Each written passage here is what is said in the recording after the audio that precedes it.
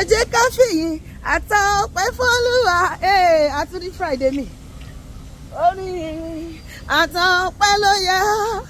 Ìyanu ni ìfẹ́ rẹ̀ sí gbogbo wa pariwo. Ẹ̀kọ́ nìyí sọ́ba oníbùwọ̀ rẹ̀. Hallelujah. Ògo ni fún Baba. Káfíjọ́ ìlú yìn Ọlọ́run wa májọ́. Alààyè yíyọ́ bó ti yẹ. Ẹ̀kọ́ nìyí Baba oníbùwọ̀ rẹ̀. Ẹnu wa kò gbòòrò tó láti kọrin. Àwọn wa kò gbòòrò tó fún ọpẹ́. Báwa lẹ́gbẹ̀rún àwọn ní ìkọ̀kọ̀ kò tó láti fìyìn fọ́ba tó dá wa sí o. Pariwo hallelujah. Ògo ni fún Baba. Káfíjọ́ ìlú yìn Ọlọ́run wa. Alààyè ni ó yíyọ́ bó ti yẹ o. Hallelujah. Ògo ni fún Baba. Àní kí la fi sọ jàwọ́ tí kú ti pa. Ìwọ ló fọwọ́ wá dí òní. Wọ́n ló ṣọ́ wa ló gbà wá nínú ewu gbogbo. Ẹ kọrin Baba oníbùwọ̀ rẹ̀ pariwo hallelujah. Ògo ni fún Baba. Àfijọ́ ìlú yìn Ọlọ́run wa.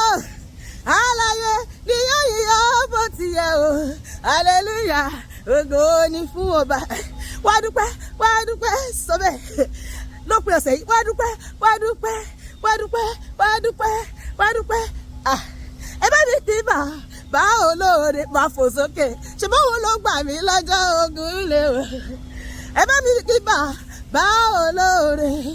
Ọpẹ́lọpẹ́ rẹ̀ nínú ayé mi o. Ènìyàn lè ṣe t'Olúwa ṣe o. Lópin ọ̀sẹ̀ yìí Olúwa máa dára nínú ayé mi àti nínú ayé. Ènìyàn lè ṣe t'Olúwa ṣe o. Ijó tí mo jó ijó Jésù ni. Bàbá má jẹ́ sọ̀dímùkẹ́ níwájú Ifá pariwo. Ijó tí mo jó ijó àdúrà ni. Bàbá má jẹ́ sọ̀dímùkẹ́.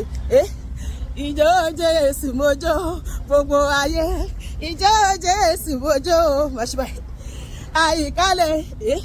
Àyíkálẹ̀ lùyà sí Ṣàngó. Ijó Jésù mo jó. Ijó kì í bàjọ́ fún Bàbá. Ara kì í bàdá fún Bàbá. Májó níwájú ọba tó dá ẹ sí tó mú ọdún pín ọ̀sẹ̀ yìí. Àdìsẹ́ ijó kì í bàjọ́ o. Ara kì í bàdá o. Ó yẹ o gbogbo ayé. Ó yẹ o.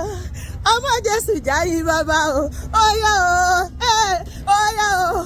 Ọmọ Jésù jáyé Bàbá o. Hallelujah. Lópin ọ̀sẹ̀ yìí Olúwa máa ṣorí gbàgbà. Oore ìyanu àkànṣe lọ́lọ́run máa ṣe fún mi àti ẹ̀ lópin ọ̀sẹ̀ yìí lórúkọ Jésù. Àmín.